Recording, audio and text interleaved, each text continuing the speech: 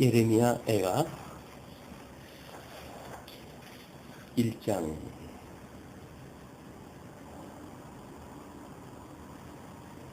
1절부터 보시겠습니다. 슬프다 이 성이여, 본래는 거민이 많더니 이제는 어찌 그리 적막히 앉았는고. 본래는 열국 중에 크던 자가 이제는 과부 같고, 본래는 열방 중에 공주 되었던 자가 이제는 저공 드리는 자가 되었도다. 밤새도록 애곡하니 눈물이 뺨에 흐르며, 사랑하던 자 중에 위로하는 자가 없고 친구도 다 배반하여 원수가 되었도다. 유다는 환난과 많은 수고로 인하여 사로잡혀 갔도다. 저가 열방에 거하여 평강을 얻지 못하며 그 모든 핍박하는 자가 저를 쫓아 협작한 곳에 미쳤도다. 시온의 도로가 처량하며 절기에 나아가는 사람이 없음이로다. 모든 성문이 황적하며 제사장들이 탄식하며 처녀들이 근심하며 저도 공고를 받았도다. 이런 4절까지. 이제 우리 예레미야 애가의 4번 항목으로 들어가게 되어집니다. 예레미야 전체 주제가 이제 하나님께서 택한 백성들을 유수하게 하시다가 다시 회복하게 하신다는 것이 이제 30장부터 소개가 되어지는데, 거기에 네 번째 선민의 회복에 대한 강구로 이렇게 소개가 되어지고 있습니다. 이 애가서는 말 그대로 노래의 글이기 때문에 전부 히브리어 알파벳의 그 순서를 따라 가지고 22장으로 아주 22절로 이렇게 노래가 구성되어져 있는데, 3장의 내용만 66절로 되어져 있어요. 근데 그 66절이라고 하는 것은 22절 곱하기 3개 해가지고 여전히 마찬가지로 지금 22절로 구색을 맞춘 이런 그 노래입니다. 먼저 우리 1장은 선민 회복에 대한 강구라고 이렇게 이야기를 했어요. 물론 예레미야의 그 선민 회복이라고 하는 그런 측면은 지금 30장부터 계속되어지는 주제지만, 애가로서의 오늘 이제 선민 회복에 대한 강구로 우리가 봐야 될 것 같습니다. 그렇기 때문에 지금 이 이스라엘 백성들이 바벨론의 포로로 끌려가죠. 586년에 성전이 무너지고 이 바벨론에 지금 유수되어진 이런 상황 속에서 지금 이 포로로 끌려간 모든 것들을 다 보고, 성전이 다 불탄 거 다 보고, 그리고 옆에 친구라고 했던 자들이 오히려 남은 자들을 핍박을 갖다 해가지고 애국으로 도망갈 수밖에 없는 이런 상황이 되어진 이런 그 역사 승리를 지금 예레미야는 보고 있는 거죠. 그러니까는 지금 이 포로로 끌려가기 전에 요시야 임금이 그 정치를 갖다 했답니다. 종교 개혁을 일으키고, 그런 때로부터 이 망할 때까지니까 지금 요시야에 의해서 종교 개혁이 이루어졌다는 이야기는 우리 다윗, 솔로몬으로 말미암은 창건이라고 하는 그런 작은 개념으로 우리가 볼 수가 있겠죠. 큰 그림의 틀이라고 한다면 창건, 궁극, 유수, 회복이라고 하는 그 구조가 되겠지만, 이제 지금 예레미야의 어떤 인생을 놓고 보게 되면 요시야라고 하는 임금으로 종교 개혁이 일어나고부터 포로로 끌려가기까지, 그는 민족사에 대한 또 하나의 압축일 수가 있겠죠. 이 문제는 물론 우리 예수 그리스도에 대한 지금 이 언약자손이라고 한 이 언약자손에 대한 이것이 모형적인 언약의 형식입니다. 그렇기 때문에 우리는 예레미야 애가라고 하는 또 다른 어떤 문장 또는 예레미야 뒤에 붙어져 있는 애가로서의 한 세트를 이런 구조로 또 우리가 이해를 해야 되겠죠. 민족사로 보게 되면 다윗의 창건으로부터 유수 회복에까지 본다고 했을 때 애가라고 하는 측면은 지금 예레미야가 자기가 예언 활동을 했던 그 시대적 배경을 놓고 이걸 예언을 하니까 그거는 또 마찬가지로 언약자손에 대한 이야기고, 그렇다고 한다면 예수 그리스도의 성육신, 그 다음에 고난, 그 다음에 죽으심, 그리고 부활라고 하는 우리 예수님에 대한 그 예언이기도 하고요. 이것은 주님의 몸된 교회에 대한 또 다른 그런 설명이죠. 왜? 이게 지금 하나님 나라에 대한 걸 모형적으로 보여주었으니까 실체적으로 보여줬던 하나님의 나라도 여전히 창건되어지지만 끊임없이 이 환난 가운데 하나님께서 주시고, 심지어 이제 그 착한 백성들 주님의 몸된 교회를 그만 죽을 때까지 이 교회를 환난 가운데 넣으신다는 거야. 그래놓고 이제 새하늘과 새 땅의 도래로 예수님 재림으로 해가지고 이 모든 적그리스도 또는 사단의 권세를 이제 그 검으로 물리치시고 새하늘과 새 땅의 착한 백성들을 끌어들이시는 것이 교회의 지금 문제입니다. 이거는 모세 오경 또는 역사서 또는 시가서 또는 선지서 또는 신약성경의 복음서 또는 이 교회라고 하는 서신서라고 하는 것이 지금 양대 언약을 중심으로 한 언약 성취라고 하는 구도이기 때문에 똑같은 이런 맥락을 가지고 있어요. 이거는 성경 어디를 보든지 우리 예수님의 이렇게 예수님에 대하여 소개하는 글을 우리가 이해를 하지 못하게 되면 문장의 어떤 문맥적이거나 문자적이거나 또는 역사적으로 매일 수밖에 없습니다.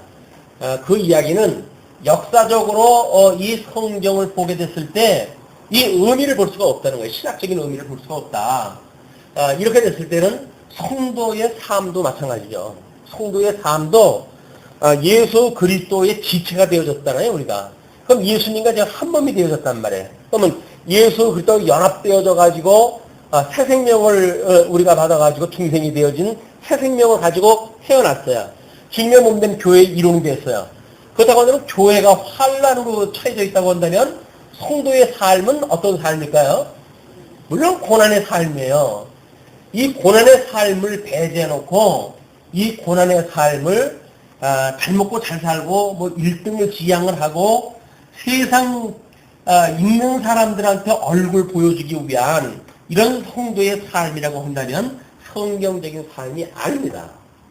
이걸 우리가 간과를 하면 안 돼요. 너무 좋은 세상에 살기 때문에 이걸 간과하게 되면 늘 평안 위주, 뭐 행복 위주, 또는 뭐 성공 위주, 이쪽으로만 해야지 기독교를 이야기를 하는데, 기독교는 끊임없이 이 음부의 권세에 의해 가지고 고난을 받도록 이미 이 DNA 자체가 이렇게 되어졌어요. 왜? 예수 그리스도가 십자가 못 박아 죽으심을 당하셨는데 우리가 세상을 향하여 뭐 무슨 힘을 쓰고 산다고 하는 거는 예수님하고 우리하고는 상관이 없다는 이야기죠.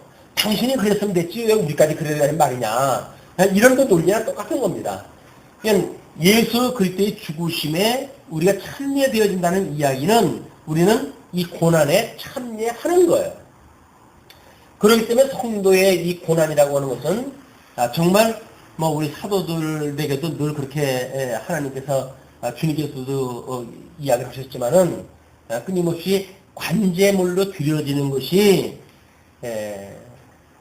철드는 성도의 삶이지, 맨날 어떤 개인주의적으로 해서 자기 입장이나 생각하고 자기 이기적인 생각이나 하고 이렇게 해가지고 주님의 몸된 교회를 생각한다는 이야기는 이 성경의 원리에 맞지 않아요. 근데 이걸 부분적으로 보게 되면 우리는 뭐 무슨 얘기를 다 할 수가 있죠. 무슨 얘기도. 그러나 성경 66권의 전체 구도에서 보게 되면 성도의 삶이라고 하는 것은 고난받기 위해서 태어난 사람이에요. 이 인정되십니까? 우리는 뭐 뭘 받기 위해서 태어난 사람이라고요? 예? 아니, 우리 찬송에 할 때. 택도 소리예요. 사랑받기 위해 태어났다고요? 물론, 이 고난이라고 하는 것이 사랑이라고 하는 개념으로 이해가 되어진다고 한다면 맞아요. 근데 그 사람들이 말하는 사랑은 고난이라고 하는 것이 배제되어져 있는 그런 사랑을 이야기를 하는 거예요. 그러니까 한국교회가 얼마나 천박스러운지 몰라요. 깊이도 없고 높이도 없고 이래가지고 결국은 이 고난에 대한 너무나 이 예수 그리스도의 죽으심에 참여되어지는 너무 복음의 큰 어떤 그 맥을 가지고 있는 건데 이거를 우리는 어떤 피할 기피의 대상으로 성도들이 생각한다는 이야기는 우리 주님께서 보시게 되면 유감스럽다 이렇게 하실 거예요. 참 내가 유감스럽다. 우리가 정말 예수 그리스도와 함께 산다는 이야기는 예수님과 함께 고난을 받으면서 그 문제를 본다는 이야기고 우리 주님께서 음부의 권세가 무너지지 못하는 교회는 오직 지금 대주세 대신 그 주님께서 그 일을 다 해가신다고 믿어지는 건데 이 고난 중에 우리가 평강을 누리는 건데 세상이 주는 평안을 가지고 나는 평안하다. 그 이야기는 예수님 음식도 나는 살 수 있어요. 라는 신앙 고백과 다를 게 아무도 없어요. 이 시대에 고난을 받는 모든 성도님들은 성경적인 이해만 우리가 바로 하게 되어지게 되면 현재 당하고 있는 고난은 우리가 기뻐할 수 있는 환경이에요. 그런데 이 해석이 잘못 떨어지게 되면 우리는 고난은 싫고 그리고 총풍만 추구하다 하니까 세상만사 우리 하나님께서 출애굽이 되어지게 되면 어디다가 집어넣는 거예요? 광야 40년 생활하는 것이 이 성도들의 삶인데 광야에서 여기서 기름기 있는 음식 먹고 살겠다 그러니까 맨날 뭐 고기가 없어요, 양념이 없어요, 이런 푸념이라고 살게 되어지고 물론 하나님께서 뭐 그 사람들이 그걸 달라고 해서 주는 것이 아니라 하나님께서 그걸 주셨을 때는 왜 주셨을까요? 내가 능력이 없어서 안 주는 게 아니야. 그러니까 입에서 냄새가 나도록 주는 거 아닌가 이게? 그건 저주예요. 아침에 뭐 이거저거 먹어가지고 제가 그냥 속이 그드륵하거든요. 저주예요, 저주. 배가 불러가지고 고통을 느끼는 건 저주입니다. 그런데도 불구하고 아이고 배불러 죽겠네, 배불러 죽겠네. 그게 좋대요. 그냥 뭐 이게 우리가 기독교가 왜곡되어지게 되면 교회가 마치 먹고 마시는 데 있는 걸로 착각을 한단 말이에요. 교회는 우리 하나님의 나라는 먹고 마시는 데 있는 것이 아니라 의와 희락과 평강이에요. 이런 고난 중에도 우리가 어떻게 의와 평강과 희락을 우리가 깨닫는가 라고 하는 문제는 어느 성경 어디를 보아도 놓치면 안 되는 일입니다. 우리 예수님께서 그러잖아요. 성령이 오시게 되면 내가 의와 그 다음에 우리 예수님이 지금 가시게 되면 의가 있게 되어진다. 그 의를 지금 깨달아야 되니까 그 의와 또 마지막 날 이제 이 예수님이 이 땅에 오셨다고 하는 거는 이 음부의 권세를 심판하러 오신 거 아니에요? 그 심판에 대하여 그 다음에 그런 가운데 너희들이 어떻게 죄를 졌는지 죄에 대하여 의에 대하여 심판에 대해서 성령께서 너희들한테 선언할 거야 라고 우리 주님께서 이야기를 했잖아요. 성령이 와가지고 우리들한테 성령 충만 받으면 잘 먹고 잘 사는 걸로 우리 성령님께서 가르쳐 주실까요? 아니에요. 끊임없이 죄와 의와 심판에 대한 선언이에요. 근데 우리는 하나님의 말씀을 듣고도 죄의식이라고 하는 건 전혀 찾아볼 수가 없어요. 왜? 우리 주님께서 다 해결했대나 어쨌거나. 맞죠? 근데 왜 주님께서는 우리가 우리에게 죄진 자를 사하여 준 것처럼 우리 죄를 사하여 달라고 하는 그 기도를 허기 없이냐 그 이야기예요. 그러니까 우리가 아직도 이 육신의 소욕으로 나머져 있는 이것이 죄 구덩이에 있다고 하는 사실을 안다고 산다니까요. 뭐만 생각을 하고 예수 그리스도로 말미암아 이 구원받았다고 하는 영만 생각으로 살고 있으니까 우리들의 삶을 보게 되면 전부 관념적인 거예요. 예수를 믿는다고 하는 것도 전부 관념적인 거예요. 정말 예수 믿지 않습니다. 그냥 이렇게 믿으면 죄가 없다고 하니까 그렇게 싶은 거예요. 그럼 예수님께서 너는 너 죄를 사했어 라고 하는 그 믿음하고는 상관없는 믿음이에요. 우리들이 창작해낸 그런 그 믿음이에요. 그러나 우리가 육신의 이런 끊임없이 이 죄로부터 우리를 용서를 갖다 해주시고 뿐만 아니라 이 시험에 들게 하지 마시고 이 악에서 건져주세요. 라고 하는 이 소망이 없이 우리가 무슨 성도의 삶을 삽니까? 답답한 거예요. 너무 이 배부른 세상이 하나님께 주신 저주인데 저주인 줄 모르고 거기서 부자 나사로가 하나님께 잘 먹고 잘 살게 한 건 왜 그렇게 잘 먹고 잘 살게 했어요? 결국 지옥 보내려고 오는 거 아니에요? 그리고 그 상에서 떨어지는 부스러기 먹고 살던 나사로를 위로해 주시는 장면을 우리가 보여주신단 말이에요. 근데 우리는 아이고 뭐 예수님 믿어가지고 내가 구원받았는데 이왕이 부자 나사로처럼 살면 좋겠다. 부자 나사로의 결국을 보시기도 그런 얘기했다면 물론 뭐 예수 믿고 부자 되라는 법이 없는 건 아니에요. 하나님께서 예수 믿었는데 이 고난의 삶을 살기 위해서 돈을 주셨다고 한다면 그 돈은 정말 엄청난 고난을 감당할 재물로 쓰이겠죠. 근데 뭐 자기 배를 위해 가지고 쓰는 재물이 하나님하고 뭔 상관이 있어요? 주님의 몸된 교회가 뭔 상관이 있어요? 아무런 의미가 없어요. 예, 두랬던 냈던 그런 그 가난한 과부의 연보를 보셨던 주님의 시각과 사람들 보는데 무슨 거드름을 피고 뭐 나는 얼마를 냈네 이렇게 해가지고 하는 연보의 개념은 전혀 다른 거예요. 하나는 저주의 대상이고 하나는 축복의 대상이에요. 또 우리 복 있는 자로 해가지고 우리의 소유를 어떻게 쓰는가에 대한 문제 아니에요. 그냥 먹을 걸 우리가 이걸 아꼈으니까는 배가 고픈 거지요. 내가 입을 걸 갖다가 아꼈으니까 내가 추운 거지요. 이런 고난이 없이 잘 먹고 잘 살고 그렇게 하면서 무슨 고난을 받아요. 말만 고난을 받아요. 이 애가의 절절한 이야기가 우리들한테 이렇게 잊어버렸던 복음의 핵심, 이걸 다시 한번 상기되어질 수 있는 이런 그 내용이 됐으면 좋겠다 싶어가지고, 예레미야 애가의, 이거 이제 아무래도 뭐 오늘 1, 2장 나가고 3장 나가고 4장, 5장 나가고 한 사흘 계속 되어지는 거니까, 그렇게 일단 시작을 이렇게 열어놔야 될 것 같아가지고 일단 소개를 해드렸습니다. 자, 이제 그 성이 무너지는 걸 이 장면을 목도했던 지금 그 예레미야가 1절부터 9절까지 예루살렘의 참상에 대해서 이야기를 다 합니다. 하나님 다 아시죠? 그러니까 참상을 고백을 하는 거예요. 그럼 그런 맥락으로 봤을 때 우리는 뭘 갖다 한다는 거예요? 만약 성도의 삶이라고 한다면 뭘 갖다 이걸 한다는 거예요? 우리 주님께서 우리 뭐 형편을 몰라가지고 그렇습니까? 그럼 형편을 아는데 예루살렘 이렇게 무너진 거는 하나님의 이 큰 지금 계획에 의해서 망해진 거 아니에요? 근데 이 예레미야는 왜 이걸 고백을 갖다 하면서 절절히 고백을 갖다 할까요? 우리 주님께서 우리의 삶을 모를까요? 그럼 왜 우리가 하나님 앞에 기도를 갖다 하지 못할까요? 이런 죄에 대한 문제에 대해서 왜 강각할까요? 그 이야기는 죄의 문제를 우리가 보지 못했다는 거예요. 아직도 우리가 신령한 세계를 보지 못하고 있다는 거예요.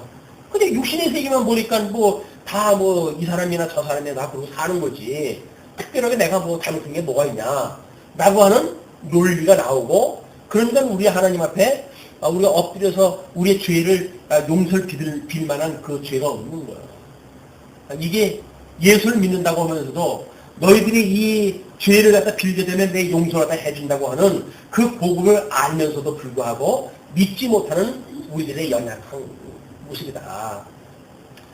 우리 연약한 육신은 우리 주님께서 이제 강건하게 해가실 텐데, 이건 예수를 그리스도로 믿는 믿음으로 이제 강건해질 거 아닙니까? 그럼 이걸 보고 이거로부터 자꾸 부활의 어떤 역사가 일어나야 사상력이나 성장이 나타나지. 아니 기분 따라 그냥 있으면서 어떻게 부활이 돼요? 이 부활이라고 하는 거는 죽었을 때 부활이 이르는 거 아닙니까? 여기서 죽어야 부활에 이르지요. 죄를 고백을 갖다 해야 용서를 받지요. 근데 이거에 대한 나는 이미 다 용서를 받았어. 그러므로 나는 죄하고는 아무 상관없어. 그거는 구원파의 논리예요. 구원파. 한 번 구원받았는데 우리의 죄하고 뭔 상관이 있느냐. 그래서 심지어 주기도까지 하지 못하는 이런 강교한 그런 어떤 교리가 만들어낸 논리다. 안 그렇습니다. 우리는 예수 그리스도를 믿는다는 이야기는 성령이 오시게 되면 끊임없이 죄에 대하여, 의에 대하여, 심판에 대해서 성경으로 다 허독되어 있어요. 그 말씀을 듣고도 자기 죄 문제를 들여다보지 못한다고 한다면 그건 복음 드러나면 안 하죠. 복음은 죄 가운데서 구원받았다는 이야기인데 죄를 생각하지 못하면서 무슨 구원을 갖다 이야기를 해요.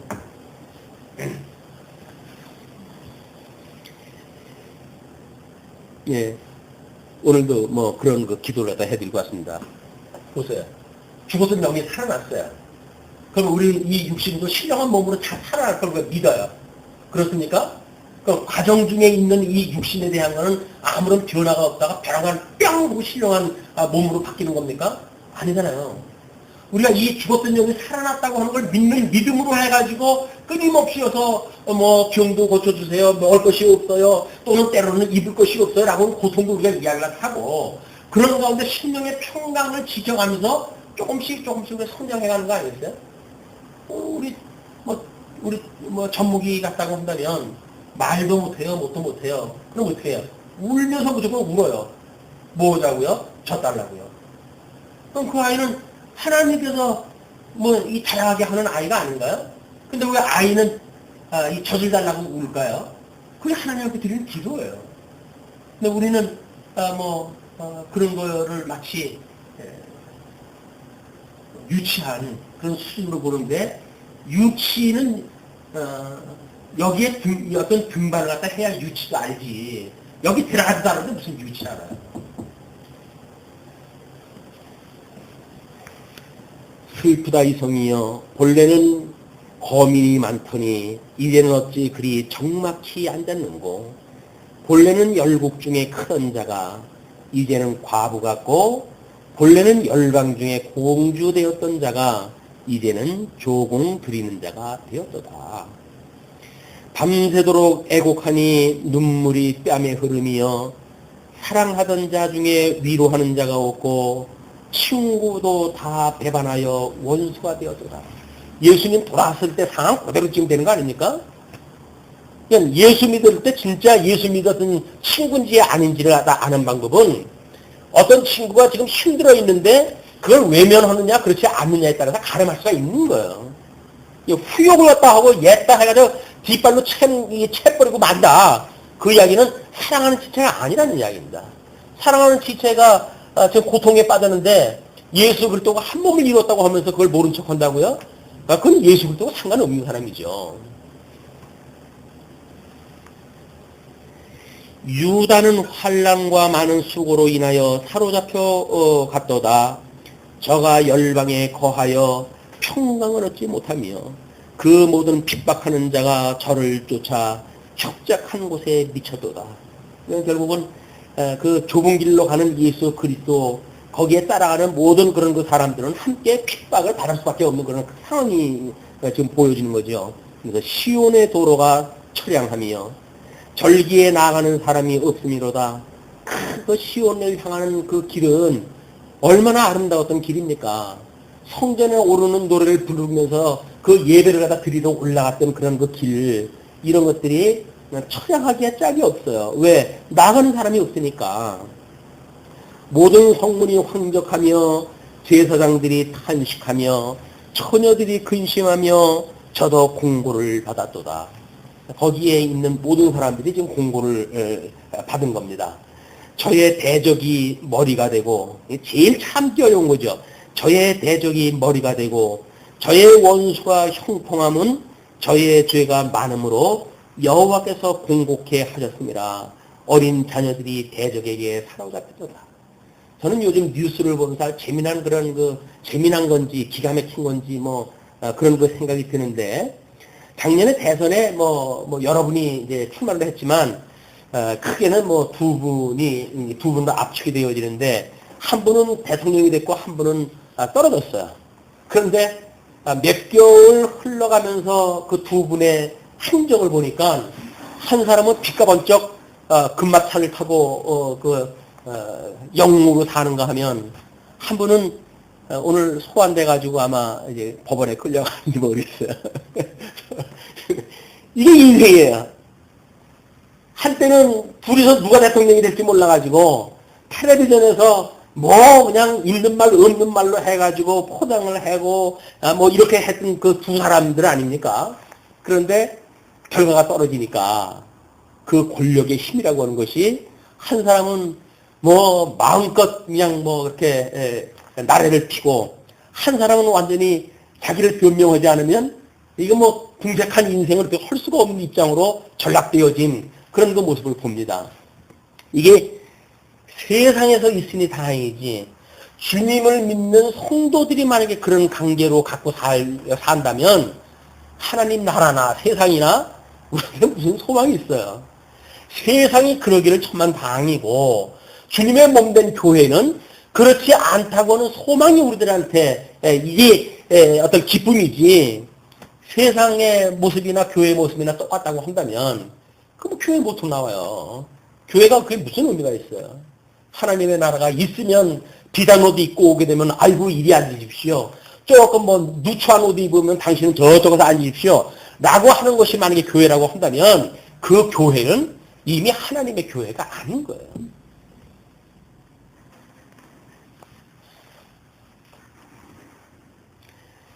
처녀 시온의 모든 영광이 떠나가며 저의 목백은 꼴을 찾지 못한 사슴이 쫓는 자 앞에서 힘없이 달린 같도다. 그 시온의 모든 영광이 떠나갔는데 얘를 갖다가 목백 관리자에 대한 걸 갖다가 이야기했다 해요. 그러면서 꼴을 찾지 못한 사슴이 쫓는 자 앞에서 힘없이 달린 같도다. 아무 협력자도 없는 조력자도 없는 가운데 도망을 가고 있는 처량한 모습. 그래서 예수님이 십자가에 돌아가셨을 때에 외로웠던 그런 그 모습입니다. 우리도 그런 걸 각오를 갖다 해야 돼요. 여기서 사람들끼리 이러고 으쌰으쌰 해가지고 교회 되어지는 거 아닙니다. 그거는 친목단체라 그렇게 하는 거지 주님의 몸된 그렇게 하는 거 아니에요. 인간적 결속에 의해 가지고 주님의 몸된 교회가 되어지는 거 아닙니다. 대주제 대신 예수 그리스도가 세워가는 교회지 그런 것이 교회가 아니다. 예루살렘이 환난과 군박을 당하는 날에 옛날의 모든 즐거움을 생각하며 백성이 대적의 손에 빠지나 돕는 자가 없고 대적은 보고 그 황벽함을 비우더라.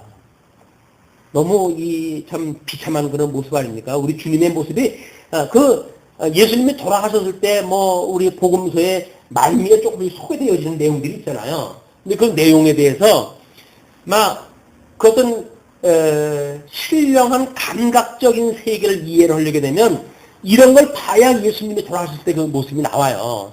그냥 누가 무슨 두루마리 뒤집어 쓰고 도망갔다라 이렇게 단순하게 이렇게 짤막짤막하게 소개되어진 거 가지고는 신령한 의미를 다루 볼 수가 없습니다. 그러나 이제 이런 걸 보게 되면 너무 비참하죠. 저의 더러움이 그 치마에 있으나 결국을 생각지 아니하며 그러므로 놀랍게 낮아져도 위로할 자가 없도다. 여호와여 원수가 스스로 큰 체하오니 나의 환난을 감찰하소서. 끊임없이 그러는 그 이야기를 하죠. 큰 체한다. 그러면 지금 이 음부의 권세는 이 주님의 몸된 교회를 무너뜨리지 못할 만큼의 권세만 부여가 됐어요. 그렇죠? 그런데 이 권세를 우리가 모르게 되면 우리 이 말씀이 빈약한 자들을 위해서 이 음부의 권세가 큰 채예요. 너희는 나한테 꼼짝 못해 이렇게 이야기한다니까요. 이 고난이라고 하는 것이 물론 우리들한테 수많은 고난의 종류가 있잖아요. 그때 이 음부의 권세가 우리들한테 너는 이제 죽었어 나한테 라고 덤벼든다고요. 왜? 큰 채인다니까요. 주님께서 주신 권세 이상으로 큰 채를 갖다 해요. 그 짐승들의 모습 안에 갈기를 씌우고 달기치가 크면 얼마나 커요. 그런데 그 잘나빠진 이 깃을 갖다 세워가지고 큰 것처럼 보이려고 하잖아요. 이게 음부의 권세의 특징이에요. 전부 허풍을 떨고 왜 사람 앞에서 허풍을 떱니까? 그 사람을 자기의 허풍을 가지고 누르겠다는 이야기예요. 허풍이라고 하는 것이. 근데 만약에 우리 그리스도 안에서 누가 자기를 높여가지고 다른 사람 앞에 허풍을 떱니까? 그렇다고 하면 그 음부의 권세의 장난이에요. 그걸 우리가 보지 못하게 되면 저분한테는 내가 꼼짝 못하겠구나. 이젠 저분 앞에 진짜 예쁘게 줄을 서야 되겠구나. 그분의 지시에 우리가 잘 따라야 되겠구나. 라고 하는 이쪽에서 하던 버릇을 그대로 주님의 몸된 교회에 와서 하게 되어진다고요. 그러니까 주님의 몸된 교회에서 조금만 직급이 있으면 다른 사람들을 마음대로 찍어 누르고 장난을 치는 거예요. 성도들이 그런 감각이 있어야, 깨어져 있어야 장난질을 못하죠. 성도들이 이걸 모르니까 성도 위에서 군림을 하고 수령화 만들고, 그리고 거기에서 이 고개만 숙이게 되면 뭐 얼마나 칭찬을 갖다 해줘요. 그것은 칭찬에 우리가 전부 넘어가게 되어지는 이런 삶이 영적으로 아주 빈약한 사람들의 이 모습이다. 우리는 예수 그리스도한테만 인정을 받으면 돼요. 하나님 앞에만 인정을 받으면 돼요. 사람 앞에 왜 인정을 받아야 됩니까? 성도가. 우리는 성도가 사람 앞에 인정을 받으려고 우리가 점점 근무하다 보니까 사람 꼴도 우습게 되어지고, 성도라고 하는 그런 신분도 망각하고 이렇게 되어지면 한다. 정말 깨어 있어야 됩니다. 성도라고 하는 그 위치가 어떠한 위치인지, 우리 주님께서 생명과 이 바꾼 생명인데, 이게 근데 겨우 인간 앞에서 이 고개 숙이는 것이 주님께 받았던 성도들의 신분입니까? 아닌 거예요. 음부의 권세가 아무리 큰 체 하더라도 믿음의 사람들은 손 못 대요. 우리 요한계시록에 보니까 재미나죠? 음부의 권세, 우리 인뛰는 그 영광을 갖다 보여줄 때 4분의 1만 보여주잖아.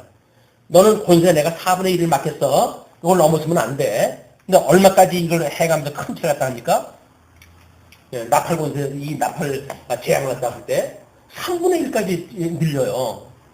그게 이 음부 권세의 큰 체 하는 거라고, 큰 체. 만약에 우리 대주제 되신 그분 앞에 얘가 쫄병으로 좀 쓰임을 받는다고 한다면 이 큰 체 하는 거에 속으면 안 되죠. 그래도 어떻게 해. 말씀을 들어야 믿음이 생기는지 어떤지. 듣지 않은데 믿음이 생길 수가 없고, 믿음이 없는데 세상과 다른 하나님 나라 사람을 살 수도 없는 거고, 악순환이 계속되어지는 겁니다. 대적이 손을 펴서 보물을 빼앗았나이다. 내가 있던 보물. 지금 만약에 우리 예수 그리스도 믿고, 만약에 우리가 정말 예수님을 믿어가지고 영적으로 아주 구원받았다고 칩시다. 그럼 우리가 가지고 있는 게 뭐예요? 여기서 영적으로 우리가 중생이 되어졌어요. 중생이 되어져 있는 사람들의 보화가 뭐예요? 이게 말씀이겠죠. 예수 그리스도의 말씀. 이걸 빼앗긴다니까요. 뭘로?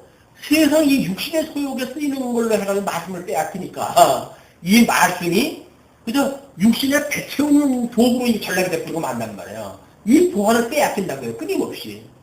이거를 우리가 놓치게 되면 주님의 몸된 교회에 요한계시록에 나팔재앙으로 해가지고 여러 이런 자연재해를 보여주고 그러잖아요. 근데 우리가 끊임없이 이야기를 하지만 신약성경은 어떤 해석 방법이라고 계시 방법이. 구약성경은 육적 계시의 방법이라고 했지만 신약성경은 영적 계시 방법이에요. 거기서 신령한 모습을 우리가 보지 못하고 엉뚱한 육적 그런 계시만 그대로 남아버리게 되면 그런 상황이 없을 때 우리는 영적인 거에 대한 전혀 감각을 할 수가 없잖아요. 왜? 그런 것이 나타나질 않은데 자꾸 이쪽에 육신의 모습으로 나타나잖아요. 예. 육신의 모습으로 나타나니까 나는 지금 안전한 데 있는가 보다 라고 착각을 한다는 말이에요. 신령한 눈으로 볼 수가 있어야 거기서 해가 가리고 달이 가리고 이런 문제가 생기게 되면 진리의 빛이 가려질 수 있는 이런 재앙이 지금 오고 있구나 라고 하면서 깨달아서야 우리가 경각심을 가지고 말씀 앞에 더욱 정진할 수가 있게 되어지는데 해 질 때가 있어야지. 해 떨어질 때가 있어야지. 자고 나면 우리 해가 뜨니 우리는 매일 빛 가운데 산다고 착각을 하는 거예요. 우리가.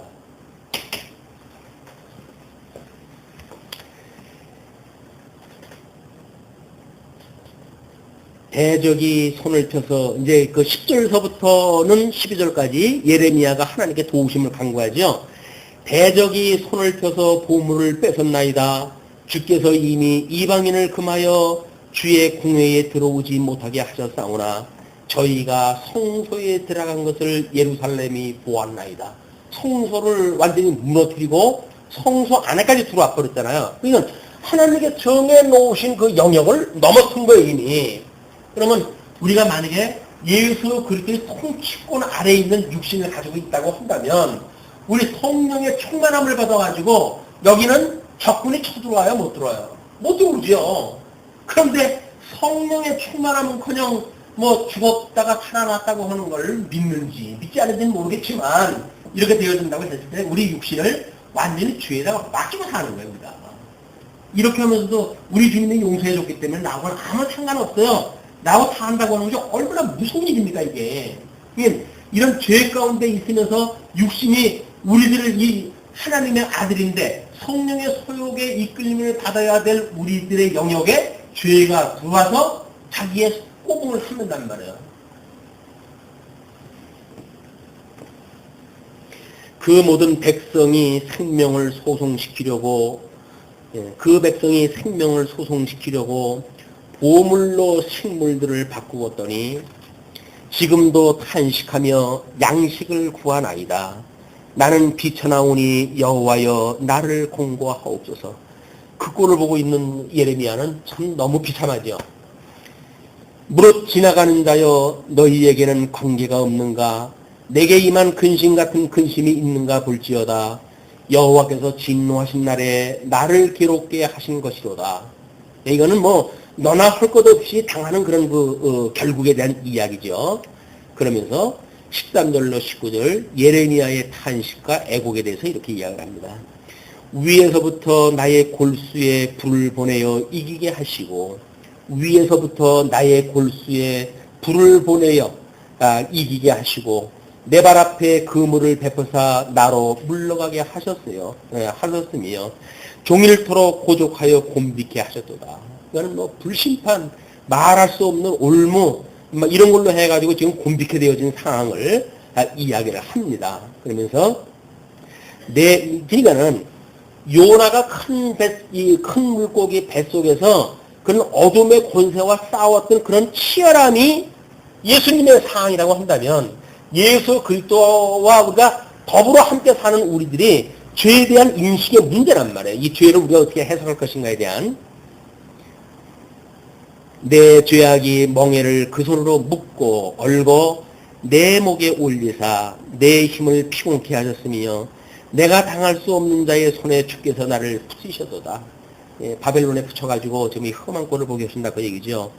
주께서 내 지경한 모든 용사를 없는 것 같이 여기시고 성회를 모아 내 소년들을 부수시며 처녀 유다를 술틀에 밟으셨도다. 지금 이 지나간 과거의 죄 문제 때문에 현재가 어떻게 되어지는 거예요? 이 현재가 끊임없는 지금 고난 가운데 있다는 거 아닙니까? 이 고난이 과거의 불순종으로 말미암아서 만들어졌다는 이야기 아니겠어요?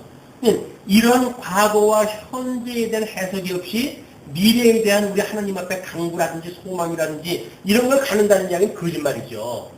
과거를 해석을 해서 해야 현재를 직시할 수가 있고 현재를 직시할 수가 있어야 미래에 대한 소망이 있게 되어지는데 우리는 현재를 직시하지는 못해요. 너무 좋은 세상에서 먹고 마시고 살기에 시간이 모자라니까 영적으로 해가지고 이제 생각해볼 시간이 없어요. 성경 말씀이나 공부할 적에나 잠깐 기억날까. 그것도 다른 때는 별로 생각도 못 나요. 수요일이니까 우리가 이런 이야기를 하지. 주일날 한번 이런 이야기 하게 되면 넘어질까 봐 조심스러워.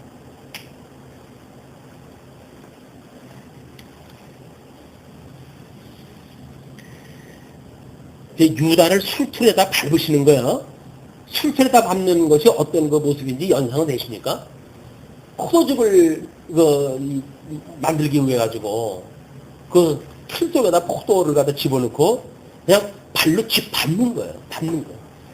어느 때까지? 형체가 하나도 남지 않을 때까지. 그리고 전부 물 나올 때까지. 예수 그리스도가 십자가에서 돌아가실 때 다른 사람들은 이 뼈를 꺾지만 성경을 응하게 하기 위해서 로마 병정이 어떻게 합니까? 예수님 옆구리에다가 창을 꼽아요. 피와 물을 갖다 전부 쏟아요. 그게 술틀로 받는 고난이에요. 우리가 받는 고난이 어떻다고요? 대단하다고요? 아닌 거예요.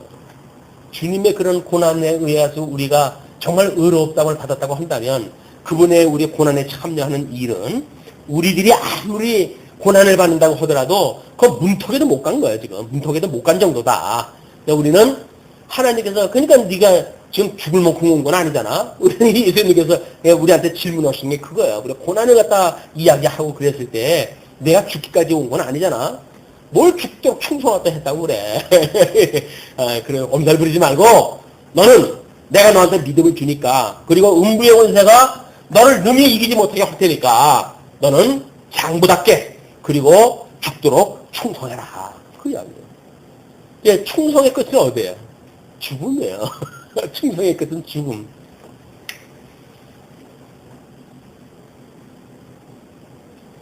이를 인하여 내가 우니 내 눈에 눈물이 물같이 흐름이여 나를 위로하여 내 영을 소송시킬 자가 멀리 떠났으므로다. 원수들이 이김에 내 자녀들이 외롭도다. 이제 뭐 예루살렘 멸망할 적에나 또는 다니엘서에서 그 예루살렘 성이 무너질 때 그 예언을 했던 그런 그 내용도 마찬가지겠죠. 자녀가 없는 사람들에 대한 이런 그 좋은 그 면을 이야기했던 것도 다 포함되어지는 이야기입니다. 이꼴 저꼴 안 보려면 결혼도 말고 자녀도 없고 그러면 딸린 식구 없으면 고민이 없잖아요. 근데 이 전쟁 때 고난 때 딸린 식구가 있으면 그것도 내 배 아파서 난 새끼가 있으면 이건 뒤에서 이 적군이 쳐오는데도 불구하고 도망도 못 가요. 도망도 못 가요. 근데 그게 엄마 짓도 뭐 놔놓고 엄마라고 그래놓고 도망갈 적에 지 혼자만 도망가면 그건 엄마도 안 돼.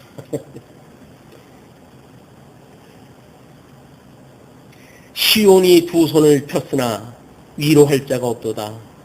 여호와께서 야곱의 사면에 있는 자를 명하여 야곱의 대적이 되게 하셨으니 예루살렘은 저희 가운데 불결한 자 같도다.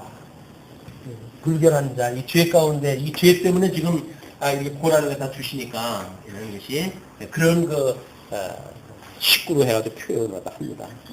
그러면서 18절 여호와는 의로우시도다. 내가 여호와의 명령을 거역하였도다. 너희 모든 백성들아 내 말을 듣고 내 근심을 볼지어다. 나의 처녀와 소년들이 사로잡혀 가도다.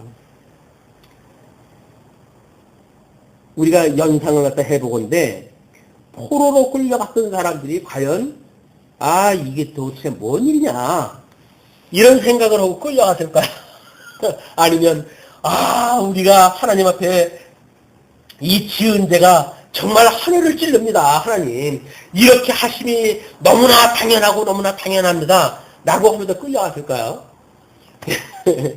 아마 우리들이 예수님한테 죽었다고 고백을 갖다 했을 때 그런 상황과 크게 다르지 않을 겁니다. 우리 주님께서 우리 죄 때문에 돌아가신 거야. 그랬을 때 그 죄의 절실함을 우리가 고백을 갖다 했을까요?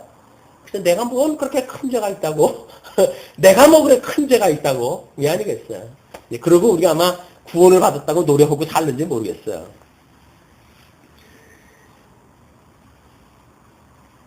내가 내 사랑하는 자를 불렀으나 저희가 나를 속였으며 나의 제사장들과 장로들은 소송시킬 식물을 구하다가 성중에서 기절을 하려도다. 하나님께서 이제 어떤 회복의 주님의 몸된 교회를 통해서 우리 예수 그리스도를 통해서 이루어지는 그 새로운 나라가 아니게 되면 구약적 방법으로 해가지고 의식화되어져 있는 그런 제사장이라든지 장로라든지 하는 사람들이 먹거리 여기서는 끊임없이 이 육신에 배채우는 그 먹거리 지금 구하는 거 아니겠어요? 우리 주님께서는 설사 사망권세가 너 40일 금식을 갖다 했는데 하나님의 아들이면 돌로 떡 만들어 먹을래? 라고 이렇게 할 적에도 떡을 찾으려 다니는 게 아니시잖아요. 그 사람한테 대적하기를 뭐라 그럽니까? 사람이 떡으로만 사는 게 아니야. 하나님의 말씀으로 사는 거야. 라고 하는 걸 선언을 갖다 한다고요. 이게 우리들의 믿음의 어떤 그림자예요. 믿음의 그림. 우리는 끊임없이 말씀으로 산다고 하는 이미 우리가 예수 그리스도 말미암아 죽었던 우리가 살아났다고 한다면 이 육신은 뭐 오늘 죽으나 30년 후에 죽으나 이건 없어지는 거예요. 어차피 없어질 거예요. 근데 이것 때문에 이걸 포기할 수는 없잖아요. 만약 이것이 구원이라고 하는 우리는 노래하는 어떤 진수가 여기 있다고 한다면 우리는 이걸 포기하지 않는다. 우리는 신앙생활을 해가면서 이건 늘 있는 거라고 착각을 갖다 해가지고 끊임없이 이걸 포기하고 이쪽을 구하려고 우리가 이렇게 신앙을 갖다 한다. 이게 주님의 몸된 교회가 왜곡되어진 현상이라 그 얘기죠. 초대교회 때 예수를 믿는 사람들은 말씀은 고난 중에 전부 죽었어요. 심지어 짐승 답이 되어지고 그들은 그런 거 운동장에 가가지고 놀이개가 되어지고 때로는 그들의 시신을 갖다가 도시 불을 밝히는 횃불로 쓸 정도로 이 그리스도인들은 고난받았던 사람이에요. 예수를 믿으면서 고난받지 않았던 이 세월이 없습니다. 초대 때는 초대 때대로 중세 때는 또 뭐 교권주의자들 때문에 말할 수 없는 핍박을 당한 거 아니에요? 배 좀 채우려고 보이돈 가지고 너희들이 연보를 갖다 해야 축복을 준다, 구원을 받는다 해가지고 그것마다 뺏어가는 이 사악한 이 종교의 어떤 그런 집단들 이런 거에 의해 가지고 성도들은 말도 못하고 고난을 당했어요. 심지어 예수 믿는다고 하는 그런 그 죄 때문에 또는 성경을 읽는다고 하는 건 심지어 그런 그 죄 때문에 전부 죽여버렸어요. 그 중세 때 그 죽였던 그 사람들이 죽였던 사람도 더 많다고 그러죠. 무징하게 죽였습니다. 뭐의 이름으로? 예수의 이름으로 했어요. 예수의 이름으로. 우리가 깨어있지 않으면 지금도 우리는 죽어 있는지도 몰라요. 우리 예수님이 우리를 갖다가 말씀으로 붙들고 있는지 죽어 있는지도 몰라요. 왜? 이쪽에 종로로 서고 있으니까. 이쪽에 종로로 서면서 나는 살았어라고 하는 거는 누가 그걸 갖다 이걸 믿어주겠냐고요. 우리는 끊임없이 여기 종로에서 하면서 살아요. 그러면서도 나는 거듭나고 중생에서 하나님의 자녀라고 이야기를 하니까 우리는 고난을 감수하자. 우리 고난을 감수하자. 이것이 우리의 생명을 위한 거라고 한다면 우리에게 다가오는 이 고난은 우리가 감수해야 될 일이다. 환난 날에 기뻐해야 될 일이지 이걸 기피할 일이 아니다. 예수를 믿는다고 하는 이유 때문에 고난을 받는다면 우리가 그런 것들을 끊임없이 이 자각을 하지 않으면 이 짐승권세가 우리들한테 내가 이 떡 하나 주면 안 잡아먹지 이렇게 우리 흔들고 들어오니까요. 이건 우리가 경계해야 된다. 세속적인 걸로 공격해오는 자들은 우리 경계해야 된다.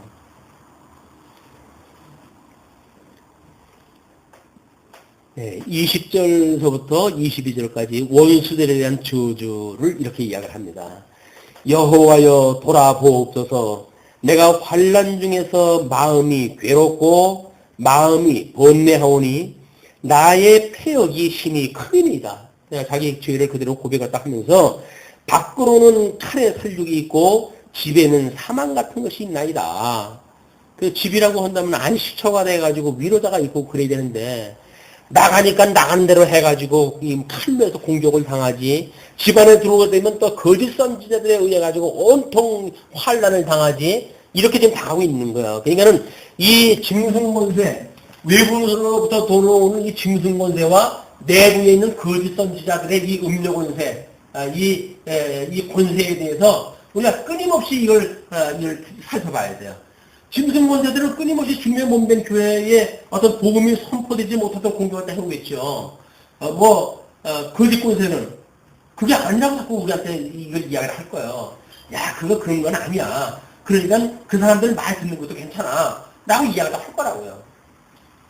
그래서 이번에 WCC의 그런 그 문제 때문에, 우리 이제 합동 측을 중심으로 한, 그쪽에서 데모도 하고 그러지 않았어요. 그랬더니, 우리 데모하고 있는 사람들이 가입한 단체에, 신학을 담당하고 있는 부장이 WCC에 이번에 왔어요. 그거 발표를 하면서 이 사람들이 발표하는 그 문항에 대해서 아무런 문제가 없다. 우리도 그걸 갖다 행할 거다 이렇게 이야기를 해버렸어요. 그럼 뭐예요 이제? 그래도 우리가 옛날에 통합측하고 합동측하고 갈라질 적에만 하더라도 WCC에 가입을 하는 것이 옳으냐 그르냐라는 걸로 해가지고 신학세계가 갈려졌어요. 동서양 할 것 없이. 근데 세월이 몇십 년 흘러가다가 보니까 이미 외국 쪽으로 해가지고는 그렇게 갈라지고 있었던 어떤 의미가 다 없어지고 말았다고요. 그 뉴스를 갖다 보면서 그런 생각이 들더라고요. 아, 이게 낙동강의 오리알이라고 하는 것이 이런 건가 보다. 예? 그동안은 그래도 무슨 세계적으로 큰 어떤 세력으로 우리가 이해했다 했었거든요. 근데 어느 정도 세월이 흐르니까 이 사람들이나 그 사람들이나 다른 게 아무것도 없네요. 그러면 이제 이쪽에 뭐 합동 측에 몇 분 그런 그 우리 한국교회만 그게 남아져 있을 거라고요. 어디 있겠어요, 그게. 이미 저쪽 유럽 쪽으로 해가지고는 서양 쪽으로 해가지고는 그런 쪽으로 해가지고 이미 연합회가 활동이 되어지고 있으니까. 그래서 이 근본적인 어떤 그 복음주의를 갖다 지향하는 거는 대한민국에서도 이제 얼마 없어요. 우리 깨어있지 않으면 이 고집본 세대에 의해서 뭐 이것이 아유 얼마나 논리 정연하게 설명을 합니까? 주일날에 이야기를 했지만 해 아래의 것을 가지고 뭐 생명에 대하여 또 뭐에 대하여 정의에 대하여 평화에 대하여 이야기한다니까요. 그건 하나님 말씀이 있는 거 그대로 그냥 하나 써요. 그러니까 여기서 우리가 문양을 이걸 구별하지 못하게 되면 똑같은 이야기를 하는데 저 사람들은 왜 저러지? 라고 할 수밖에 없잖아요. 근데 신령한 눈으로 보게 되면 이거는 해 아래의 논리란 말이에요. 천상세계의 우리 영적 세계의 논리가 아니다. 이걸 어떻게 분별을 갖다 보지 못하게 되면 아니 지금 한국교회가 전부 통합을 한다고 그러는데 당신네가 몇몇 남아가지고 도대체 뭘 하겠다는 이야기냐. 이렇게 해가지고 이제는 박해를 갖다 하게 되면 박해의 정도가 더 커지겠죠. 왜? 옛날에는 그런 세계적이 있으니까 대체적으로 그래도 이 짐승권세들이 뭐 이게 지금 너무 등치가 크니까 이것부터 공격을 못했잖아요. 점점 거대권세에 의해서 이게 줄어드네. 세력이 줄어드네. 그러니까 짐승권세가 진리를 가지고 있는 세력들을 야보하기가 너무나 좋은 시대에 지금. 어쩌시렵니까? 이런 가운데 살고 있는 우리들이 하나님의 말씀으로 해가지고 깨어있기를 원하십니까?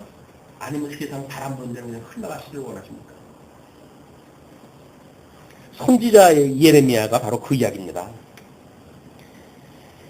예, 모든 원수가 나의 재앙을 들었으나 주께서 이렇게 행하심을 기뻐하나이다. 기뻐하지요. 아이고 잘난 척하더니 잘됐다. 주께서 반포하신 나를 이르게 하시리니 저희가 나와 같이 되겠나이다.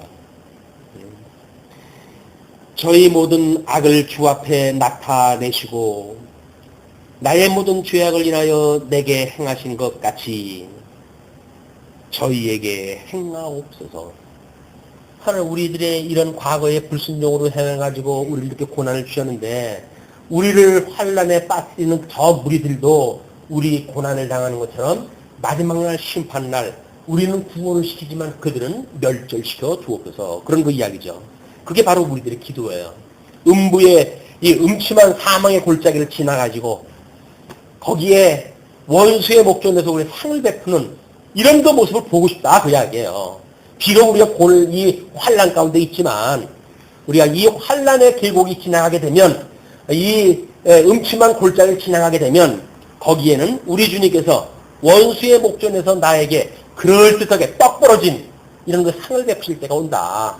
말씀이 없어가지고 뭐 먹을 게 없어가지고 먹거리를 가지고 우리한테 장난질을 쳤어요? 그렇다고 한다면 염려하지 마십시오. 우리 주님께서 뭐라고 약속을 하십니까? 이기는 자에게는 생명의 과일을 주신대요. 이 생명의 말씀을 주신대요.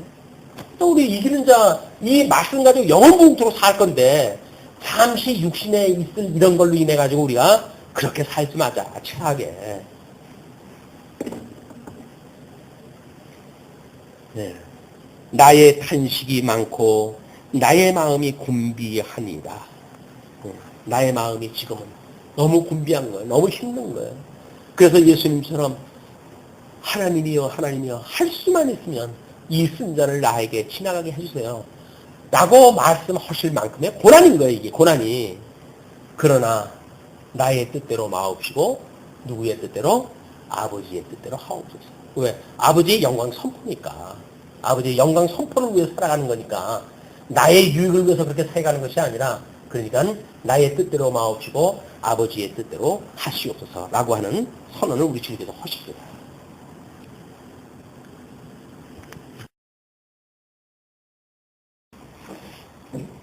2장 1절입니다. 슬프다. 주께서 어찌 그리 진노하사 처녀 시온을 구름으로 덮으셨는고 이스라엘의 아름다운 것을 하늘에서 땅에 던지셨으며 진노하신 날에 그 발등상을 기억지 아니하셨도다. 하나님께서 이제 하늘은 하나님의 보좌요, 땅은 그의 발등상이라고 이렇게 설명을 하고 그러는데 그 땅, 없어질 것들이죠. 물론 뭐 하나님 마지막 날 심판 때 다 없어질 그런 곳이지만 이스라엘 백성들을 완전히 음부에까지 나가지게 하셨다. 그러면 예수님이 십자가에서 돌아가셔가지고 우리 이 십자가의 죽으심이라고 하는 그거는 음부에까지 내려가셨다고 이렇게 이야기를 해요. 이제 과거에 사도신경은 이게 포함되어져 있어요. 우리 예수님이 십자가에 못 박아 죽임을 당하시고 그리고 바로 우리는 사흘 만에 부활하셔서 이렇게 나와져 있잖아요. 지금 현재거든요. 근데 과거에는 음부에 내려가사 이것이 포함되어져 있어요. 근데 이제 우리 찬송가를 합동 우리 이 장로교고 감리교고 같이 묶어내면서 감리교에서 이게 있으면 자기네들 연합을 안 하겠다는 거예요. 이제 한 설에 의하면 그러니까 할 수 없이 이걸 제거시키고 그 다음에 이걸 주기도문을 만들어 가지고 찬송가에다 붙이고 그리고 이제 감리교든 장로교든 같이 볼 수 있는 찬송가를 만들었다는 겁니다. 물론 사도신경이라고 하는 것은 교회에서 2000년 동안 왔던 정통이 있는 거 아니겠어요? 근데 한국 교회에서 그것도 책 팔아먹기 해가지고 그 장난을 쳤다고 하는 거니 너무 기가 막히지 않습니까? 뭐 진리를 위해서 그 싸움에 의해서 그랬다고 하면 말도 안 해요. 찬송가 팔아먹기 위해 가지고 그런 장난을 쳤다고 하는 그것을 우리가 봤을 때 지금도 끊임없이 성경 가지고 장난하는 사람들 많아요. 하나님 말씀 가지고 왜곡시키는 사람들 많습니다. 정말 우리가 근심하지 않고 있으면 정말 어떤 거에 걸려 넘어질지 몰라요. 얼마든지 이 권세들에 의해도 왜곡되어지고 이렇게 되어지니까. 그래서 우리가 정말 어떤 전통적으로 있던 것들이 어떤 변화를 일으키고 있는 것 같다 우리가 주시하다 해야 돼요. 이런 걸 모르게 되면 당연시 여기게 되잖아. 이런 자들이 거짓 권세를 가지고 있는 자들이 장난하는 거를 간과하고 못 보게 된다고요. 그러나 사사건건 이런 것들이 발견되고 확인됐을 때 우리는 자꾸 조심하게 되죠. 이건 저희 카페에도 이제 어떤 교계에 여러 가지 문제점이 있는 기사가 나고 그러면 제가 계속 올리고 그래요. 어떤 분은 들어와가지고 왜 이 교회에 망신되는 기사를 다 이렇게 소개를 다 하냐. 이런 이야기를 다 하는데 아니 교회 망신이 자기 망신인가요? 그리스도의 망신이지. 그런 것들을 핑계를 대가지고 자꾸 덮어버린단 말이에요. 이게. 왜곡되어진 것들을 덮어버리고 잘못되어진 걸 덮어버리고 그렇기 때문에 점점 공개 되어지고 그래서 이 사태가 커지는 거예요. 이게 조그만 문제가 생겼을 때 우리가 깨어있다고 한다면 그걸 그대로 확인될 거 아니겠어요? 이건 아닌데? 라고 해가지고 반론을 제기하고 이렇게 해가지고 바로 잡아 나갈 수가 있겠죠. 그러나 하나님께서 우리들한테 그렇게 주시지 않아요. 권세 잡은 자들, 거짓 이 선지자들에게 끊임없이 진리를 왜곡시키게 만든다. 주께서 야곱의 모든 거처를 삼키시고 긍휼히 여기지 아니하셨으며 노하사 처녀 유다의 견고한 성을 허럽 땅에 엎으시고 나라와 방백으로 욕되게 하셨도다. 예수 그리스도가 이제 죽으실 것을 예비하시려고 예루살렘 성에 들어갔다 나오니까 철딱선이 없는 제자들에게 뭐라 그래요? 주님, 저 성전 저 돌 좀 보세요. 멋지지 않습니까 저거? 저거 수입석에 이태리에서 수입해가지고 왔대요. 그러고 보여준다고요. 그러니 신령한 그런 어떤 입장에서 보게 되면 그것이 예수 그리스도의 몸에 대한 걸 좀 보여주는 거 아니에요? 우리가 지난 시간에도 이야기를 했지만 천상에 있는 그 하나님 보좌를 성막으로 성전으로 해가지고 좀 모형적으로 보여준 건데 마치 그것이 실존의 어떤 의미가 있다고 보여지니까 그게 멋있고 웅장하고 그리고 그걸 자랑을 삼는 거예요. 예수님이 그 헐어라 사흘 만에 세우겠다. 얼마나 허망된 그런 그 이야기 들리겠어요. 그렇게 멋있다고 본 시각을 가지고 예수님이 그렇게 이야기했을 때 말귀는 알아듣겠어요? 참, 무슨 얘기야. 지금 그걸 해없이 지으려고 해가지고 38년, 40년 가까이 지은 성전인데 그걸 갖다 사흘 만에 헐겠다니. 예수님인데 아주 뻥쟁이야, 뻥쟁이. 이렇게 했을 때 모르죠. 맹렬한 진노로 이스라엘 모든 뿔을 자르셨으며, 이 뿔이라고 하는 것은 어떤 권세, 힘에 대한 이야기인데, 이거를 하나님께 잘라버리셨어요. 원수 앞에서 오른손을 거두시고, 맹렬한 불이 사방으로 나름 사람같이 야곱을 사르셨다. 예수님 와가지고 세례받고 이렇게 할 적에도, 세례를, 어떻게 물세례를 갖다 받는 걸 가지고, 이러고 저러고 이야기를 하니까 이게 예수님이 오시게 되면 내가 너희들에게 화평을 주온 줄로 생각하지 마라. 내가 불을 던지러 왔다 그래. 불을 던지러. 이 옛거 이렇게 옛 그림으로 보여진 것 이게 헐어지지 않으면 새로 되어진 그림을 그릴 수가 없어요. 그러니까 여기서 성전도 다 부셔야 되고 율법도 다 여서 이 하나님께서 온전케 만들어야 되고 다 이걸 부셔버려야 된다고요. 그리고 새로운 집을 지어야 돼요. 그래 새로운 술은 새로운 풀에다 넣어야 되는데 옛날 걸 가지고 그걸 어쩌고저쩌고 해가지고 현재 이런 그 복음을 깨닫는 일에 방해를 하는 일들이 만들어진다고 한다면 때가 얼마 안 남았는데 언제까지 여기 매달려 있을 수가 있냐. 이것이 이제 우리 주님께서 해가지는 안타까운 그런 그 일이죠. 예. 야곱이라고 하는 것은 12지파의 전체 백성입니다. 언약자손. 그 언약자손을 지금 불 살린다는 이야기는 뭐예요? 그게 불로 세례를 받는 거예요. 불세례를 받는 거. 근데 이 불세례가 뭔지도 모르고, 우리는 성령 세례 받으러 가면서 나도 불세례를 받아야 되나. 부랴 해가지고, 불 맞으면 죽죠. 예수.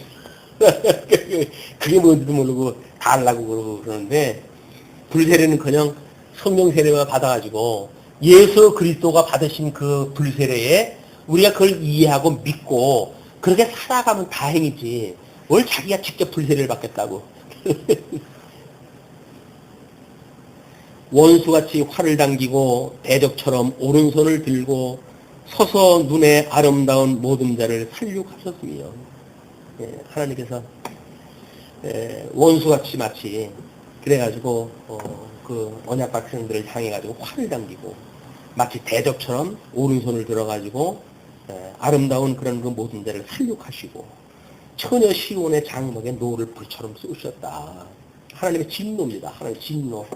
이제 아마 이제 우리들한테도 마찬가지죠. 이것이 이런 재앙으로 지금 보여주는 거는 그나마도 하나님께서 이 재앙으로 보여주는 거는 착한 백성들로 하여금 이 재앙을 보고 우리 회개하고 구원을 받으라고 지금 주시는 거 아니겠어요? 경각을 갖다 하기 위해서.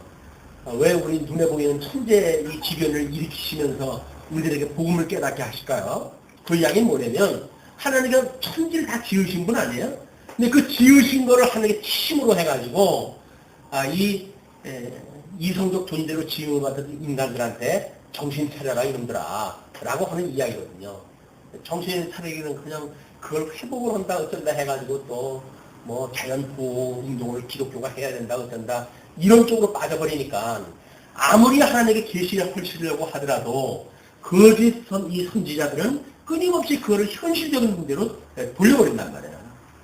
우리가 신령한 세계를 추구하며 살아가는 세부대의 삶 담고자 하는 그 복음을 자꾸 옛거에다 담아내려고 그래요. 옛걸로 담아내야 되니까 일반 학문으로 우리가 미혹을 했다 하고 일반 세속적인 삶으로 우리를 미혹했다 하고 이래가지고 하나님의 백성들을 미혹했다 한다. 주께서 원수같이 되어 이스라엘을 삼키셨으며 모든 궁을 삼키셨고 견고한 성들을 회파하사 처녀 유다의 근심과 애통을 더하셨도다.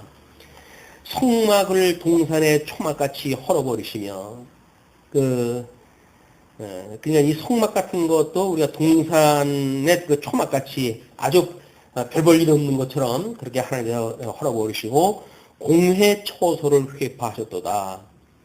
우리 짐승 권세와 음녀 권세가 공격을 할 적에도 마찬가지입니다. 하나님께서. 눈에 보이는 교회, 하나님께서 이 말씀 없고 어정쩡한 짓들을 하다가는 하나님이 다 부숴버릴 것들이에요. 다 그거에. 저 유럽에서 보이는 거 아닙니까? 그 웅장했던 교회당이 술집으로 쓰이게 되어지고, 그것만큼 비참한 게 어딨어요. 예수님이 십자가에 돌아가시는 것만큼이나 비참한 모습들 아닙니까? 주님의 복음이 증거되었던 그런 장소에서, 거기서 그냥 세상의 우스갯거리들이 거기서 활개를 치고 하는 이런 것으로 변화되어지는 걸 모습으로 봤을 때, 공의 초소를 회파하셨도다. 여호와께서 시온 가운데서 절기와 안식일을 잊어버리게 하시며 진노하사 왕과 제사장을 멸시하셨도다. 선지자가 빠진 것이 왜 빠졌을까요? 선지자가 없는 왕과 제사장은 전부 옛것들의 대명사에게 뭔가 하나님의 뜻을 갖다 알아야 이것들이 뭔가 하나님의 뜻에 의한 이런 복음적인 삶을 살아가게 되어지는 거지. 선지자가 없는 왕과 제사장은 완전히 옛것을 지키는 이런 그 세력으로 굳어지게 된다. 그러니까 예수님 오셨을 때 선지자들이 없어요. 그리고 누구만 있습니까? 그 일을 대신하는 자들이 서기관들이었었죠. 성경을 연구하고 복사하고 뭐 이렇게 했던 자들인데, 왕과 그때 장로와 제사장들은 여전히 있으면서 이스라엘 백성들을 다스리고 했죠. 여호와께서 또 자기 제단을 버리시며 자기 성소를 미워하시며 궁장을 원수의 손에 붙이셨음에 저희가 여호와의 전에서 호나하기를 절기 날과 같이 하였도다. 이스라엘 백성들은 성소가 무너져가지고 애곡을 하는데, 저들은 여호와의 전에서 호나하기를 절기날과 같이 기쁨과 즐거움, 기뻐 날뛰는 모습이 보이는 거예요. 기뻐 날뛰는 모습들이.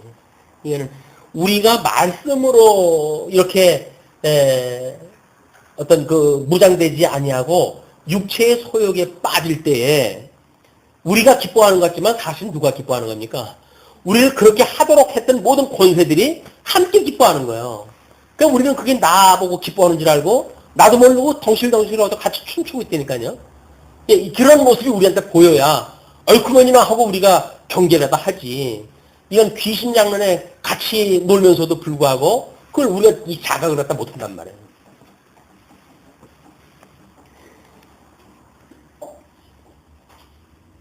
여호와께서 처녀 시온의 성을 헐기로 결심하시고 줄을 띠고 회파함에서 손을 거두지 아니하사 성과 곽으로 통곡하게 하셨음에 저희가 함께 쇠하였도다.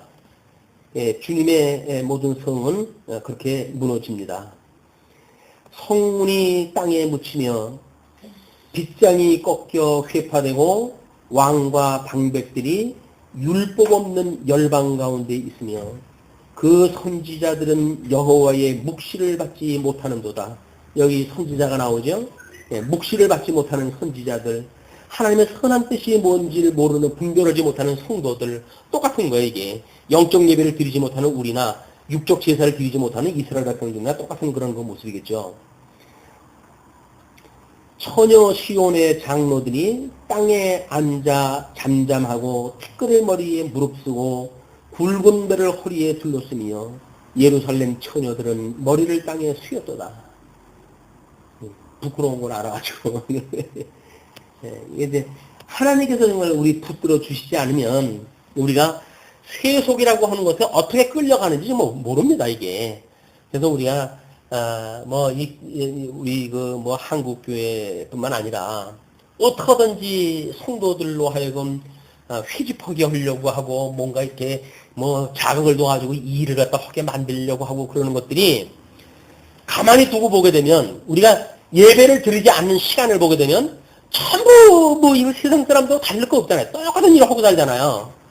그냥 그렇게 해가지고 이게 뭐가 도대체 이게 성도의 삶이란 말이냐. 그러니까 할 수만 있으면 교회에 데리고 와가지고 교회에서 뭔가 이런 일이라도 하자. 생명윤리에 대한 거 이런 거라도 좀 하고 정의실현, 생명윤리, 정의실현, 그 다음에 이 평화를 갖다가 구축을 갖다 하는 이런 걸 갖다 만들려고 성도들을 갖다 교회로 회집을 갖다 해가지고 교회 와가지고 연분 얻다 하세요. 그리고 다른 사람들에게 이 가난해가지고 죽는 사람들을 위해서 우리 돈을 보냅시다. 우리들이 한 끼만 안 먹으면 그 사람들이 한 달을 먹을 수가 있습니다. 뭐 이렇게 해가지고 이런 걸 갖다 이야기를 하고 그런단 말이에요. 쥐는 말씀이 없어 죽어가는 건 쥐인데 뭘 이걸 가지고 다른 사람을 지금 구할 때입니까? 우리가 난 거 말씀이 없어가지고 그냥 삐쩍 말라가지고 있는데 정의 실현 하나님의 공의를 없인 사람들이 무슨 정의를 실현해요. 정의 실현을 절대 약속에 빠져가지고 하나님이 어떠한 뜻을 가지고 있는지도 모르면서 왜 정의를 실현합니까? 평화 구축 복음을 증거해서 정말 하나님과 원수되어졌던 자들로 하여금 복음으로 그들이 돌아오게 해야 진정한 평화를 구축을 하는 거지. 뭐 이유도 뭐 싸우지 말자. 그러니 우리 이 종교 간에도 우리가 싸워도 되겠냐? 같은 평화를 구축하자, 추구하자. 라고 해가지고 그게 종교다원주의로 굳어버리는 거예요. 또 어떤 요즘 사회적으로 소외자들 있잖아요. 동성애라든가 뭐 이런 걸로 해가지고. 그 사람들이 우리들한테 나쁜 일 하는 게 있냐? 그 사람들 부정한 사람들 아니냐? 또 우리가 감싸놔야지. 그 사람들을 정지하고 그래야 되겠느냐? 이렇게 이해가 하니까 동성애가 교회 자연스럽게 속에 되어지는 거예요. 명분에 의해 가지고 이 선지자들이 끊임없이 교회를 왜곡시키는 거는 눈에 보이는 이것들을 기능화하면서 이게 무너져 버려요. 그러니까 옛 것을 무너버리고 새 것을 우리가 사야 되는데 옛 것을 교묘한 방법으로 포장을 갖다 해가지고 신상품이에요 라고 우리한테 제시를 된다니까요. 정말 보니까 신상품 같네? 그래서 이걸 우리가 받아들이게 되면 그러면 뭐 이거 그대로 무너지고 마는 거죠. 그냥 신학계에서 만들어내는 신상품 조심해야 됩니다. 그것도 옛걸 가지고 뭐 이런 신상품 조심해야 돼요. 뭐 우리도 어떻게 보게 되면 신상품인지 모르겠어요. 뭐 예, 그러나 자기가 뭐 이런 우리 거라고 하더라도 조심하다 해야죠. 자칫 잘못해가지고 정말 본질을 놓치게 되면 아무것도 아니다. 예. 처녀 시온의 장로들이 땅에 앉아 잠잠하고 티끌을 머리에 무릅쓰고 굵은 배를 허리에 둘렀으며 예루살렘 처녀들은 머리를 땅에 숙였도다. 그게 지금 진노당하고 있었을 때의 백성들의 모습입니다. 그래서 11절부터 고난당하는 유다 백성들에 대해서 이렇게 이야기합니다. 내 눈이 눈물에 상하며 내 창자가 끊으며 내 간이 땅에 쏟아졌으니 이는 처녀 내 백성이 패망하여 어린 자녀와 젖 먹는 아이들이 성읍 길거리에 혼미하니로다. 이것이 예루살렘 성을 보고 우셨던 심정, 예수님의 심정입니다. 예루살렘아, 예루살렘아. 그러니까 예루살렘은 곧 이제 뭐 주 70년이면 초박살이 나가지고 전에도 없고 후에도 없을 만큼의 대박해가 올 텐데 그 안에 살고 있는 사람들은 뭐 평화를 추구하고 정의를 실현하겠다고 하고 생명윤리를 말하고 여전히 그랬죠 그때도. 그래가지고 복음을 갖다 증거한다고 그랬으니까 예수님께서 그걸 보고 우시는 거예요. 그 끝이 어떻게 될 걸 예수님은 아시니까 이미 구약성경에 이렇게 예레미야 에가야를 통해 가지고 그 멸망당할 그런 예루살렘 성에 대한 진술을 이렇게 보여준 거 아니에요? 보여줬는데 그 사람들은 그때 몰랐다니까요. 우리도 요즘 와가지고 안 거지만 몰랐어요. 이게 이렇게 구약성경이 이 절절히 이런 바벨론에 유수되어져 갈 때 이 참혹한 현상이 예수 그때 죽으심의 모습이라고 하는 것을 짐작도 못했어요. 뿐만 아니라 그 이제 죽으면 몸된 교회 성도들이 받아야 될 고난이라고 하는 것도 엄감탱시 우리 생각 못했어요. 왜? 워낙 세상이 뭐 예수님은 복 받는다고 했던 세상이 살았으니까 그냥 이런 고난의 의미가 완전히 약화되어지고 그리고 세상이 추구하고 있는 평화, 부흥, 발전, 정의, 일등 이런 것들만 해가지고 교회가 꽉 차버리니까 왜곡되어진 진리에 의해 가지고 주님의 몸된 교회는 외소에게 짝이 없도록 되어져 있었다. 여기서는 지금 다른 사람들이 왕노릇한다고 하는데 이건 누가 왕노릇합니까? 진부원들가 왕노릇하죠. 주님의 몸된 교회에 들어와가지고. 그러면서 저희가 성읍길거리에서 상한 잣처럼 혼미하여 그 어미의 품에서 혼이 떠날 때에 어미에게 이르기를 곡식과 포도주가 어디 있느냐 하도다. 그래도 이게 참 인간이라는 게 이렇게 참 모질어요. 그 죽을 적에 그냥 뭐 척게 밀고 딱 죽을 수 있으면 얼마나 좋겠어요. 그런데 죽는 순간에도 이걸 뭘 먹어야 되는데 이걸 이 속에 이게 들어가지 않으면 견딜 수가 없는 거예요, 이게. 그래서 복음을 모르는 우리 옛날 어른들도 세상을 살면서 제일 서러운 서름이 뭐라 그럽니까? 배고픈 거라고 해요, 배고픈 거. 그냥 배고픈 거를 무시하거나 이 강가하는 사람들은 사랑을 논할 수가 없어요. 배고픈 사람을 외면을 했다 하면서 무슨 사랑을 말하고 무슨 사랑을 말합니까? 있는 쌀 전부 바닷속에다 집어넣으면서 무슨 사랑을 갖다 말하겠어요.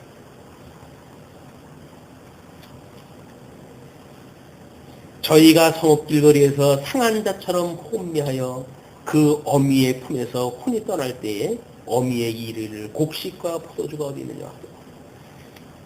아마 예수님이 기도하러 겟세마네 동산에 갔을 때 절박한 상황 아닙니까, 이제. 얼마 안 남았어요. 지금 시간도 얼마 안 남았어요. 그런데 제자들은 잠을 잡니다. 이게 어쩔 수 없는 이 연약한 인간들의 모습이에요.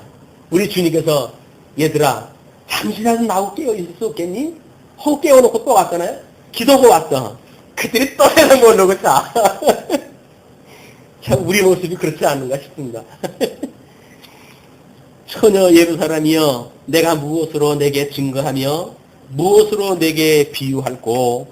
처녀 시온이여 내가 무엇으로 내게 비교할꼬. 너를 위로할꼬.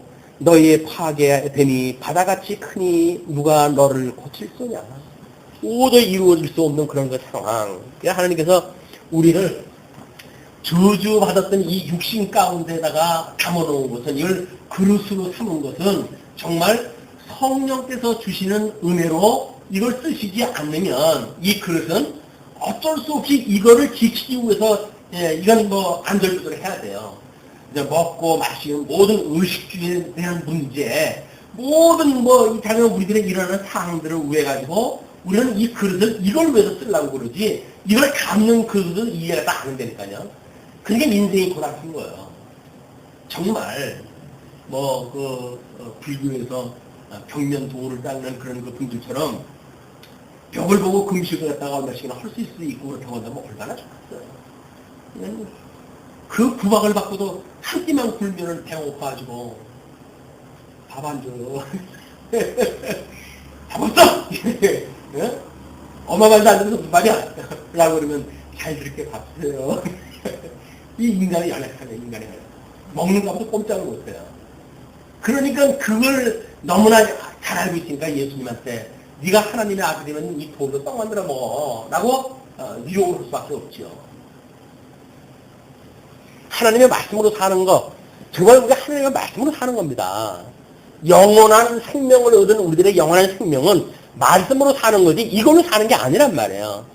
육신이 어쩔 수 없이 이걸로 살지요. 그러나 영생을 얻었고 이미 예수 그리스도 한 몸을 이루었다고 한다면 이거를 없어가지고, 여기서 무엇이 없어가지고 하나님께서 이걸 폐기시킨다고 한다면 더없이 우리가 바랄 일이죠.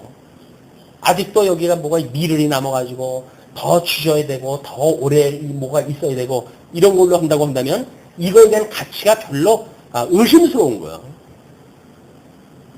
물론 우리 사도 바울처럼 내가 죽음과 삶의 그 중간에 끼어져 있는 그런 것들이 하나님께서 나를 살게 하게 되면 복음을 전해도 좋고 죽게 하게 되면 하나님 나라 하니까 좋다라고 하는 그런 정도의 가치라고 한다면 이해가 되지요. 그러나 나의 배를 위해 가지고 사는 거를 위해 가지고 이야기를 한다면 그건 아니다 그래야 돼요.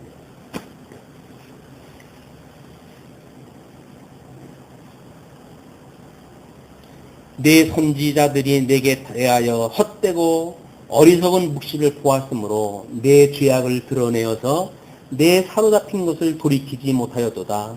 저희가 거짓 경고와 미혹해 할 것만 보았도다. 이게 전부 무적행 속에다 이제 들어갈 자들에 대한 그런 그 모습들입니다.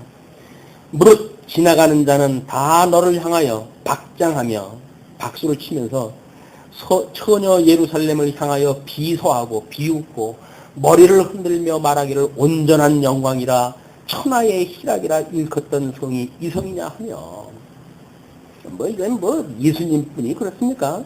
예수님 도와하실 때뿐만 아니죠. 믿음으로 같이 살던 사람이 어려움에 처하게 되면 믿음 좋다 그러더니 꼴 잘냈다, 예수 믿는데 네가 왜 그 모양이냐 라고 이야기를 다 하잖아요. 예수 믿으면은 이런 것이 안 만들어지는 것처럼 그것이 왜곡되어진 비진리에 의해서 만들어지는 현상들이라는 얘기죠.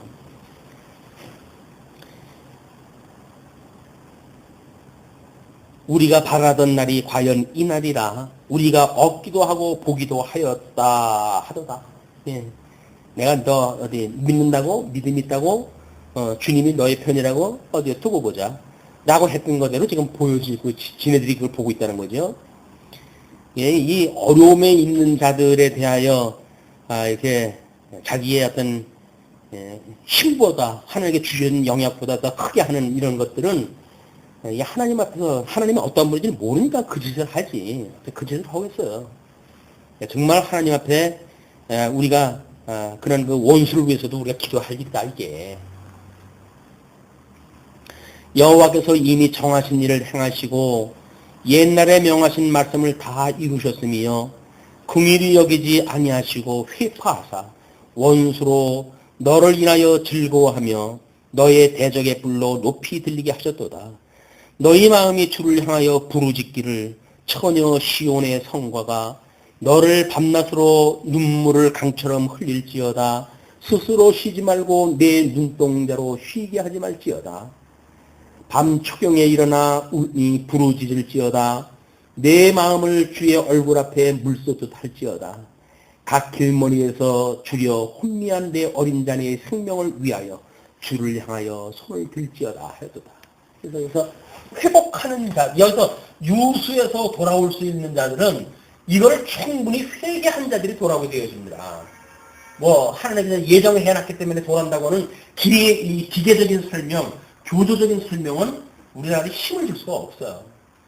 여기서 우리들의 이 불순종에 대하여 우리가 회개했다 했을 때 현재에 대한 이 고난이 이것 때문에 그랬어요 주님.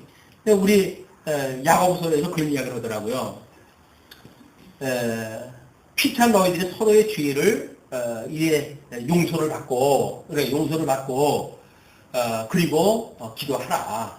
의인의 강구는 그런 병을 낫게 이렇게 이야기를 한답니다. 왜 죄의 문제가 자꾸 공개될까요? 우리가 이 육신의 소욕이라고 하는 것은 저주 가운데 있기 때문에 이게 지금 우리 몸이 지금 병이 들고 그러는 거 아니겠어요? 여기에서 병 들었다고 하는 그 이야기는 우리가 하나님, 내가 좀 말할 수 없는 죄 가운데 있는 나예요. 라고 하는 우리들의 이런 인식이 없으면, 죄에서 죽지 않고 어떻게 소망이 만들어지고, 이런, 우리들한테 그 믿음이 강구를 하겠어요. 하나님이 우리들한테 이렇게 우리는 주님으로 말미암아서 우리 구원을 받았다고 하지만 여전히 믿음이 없는 죄로 인해서 여기서 뭘 먹을까, 무엇을 마실까, 이걸 염려하면서 살다가 보니까 이런 죄를 제가 졌어요. 이런 것들이 우리 죄의 고백이 돼야죠. 그렇게 했을 때 주님, 그러니 나의 이런 그 죄를 용서해 주세요. 그리고 주님께서 나한테 믿음을 주신다고 한다면 의와 나라를 구하게 되면 이 모든 거 다 주신다고 했는데 제가 믿음이 없어가지고 이렇게 되어졌으니 믿음을 더욱 주세요. 라고 하는 이런 간구를 가졌을 때 우리들의 여기서 나쁜 질병들이 고쳐질 수가 있는 거지요. 우리들의 형상은 주님의 이 온전한 형상까지 이르게 되어지겠죠. 이것이 우리들의 간구란 말이에요. 간구. 죽었던 영을 살려나게 하셨던 분께서 우리로 하여금 이 아직도 죄 가운데 있었던 우리들의 마음을 조금씩 성장하게 해서 온전케 하시는 예수 그리스도를 바라보게 되면 그분의 장성한 믿음의 분량까지 이르게 되어지니까 이런 세상의 저주로부터 오는 모든 공고함으로부터 우리가 자유를 얻게 되어집니다. 그러니까 기도하라는 거예요. 내 영혼이 잘 되는 것처럼 내가 기도해라. 그럼 강구와 이렇게 모든 범사가 잘 되고 네가 이렇게 강건하기를 내가 강구한다는 이야기는 우리 죽었던 영을 살려주셨던 분인데 우리 육신도 우리 이런 그 마음을 담고 있는 우리들의 이 그릇이니까 하나님께서 우리들을 하여금 이 믿음을 주어서 주님이 나를 온전케 하신 분인데 내가 지금 설사 뭐 하나님께서 죽게 하실 병이라고 한다면 죽겠지요. 그러나 만약에 살게 하실 일이라고 한다면 이 병을 온전케 해서 고쳐주셔가지고 선한 일을 하는 데 방해받지 않도록 해주세요. 라고 하는 것이 우리들 기도란 말이에요. 그냥 고쳐달라고 떼쓰는 게 아니라.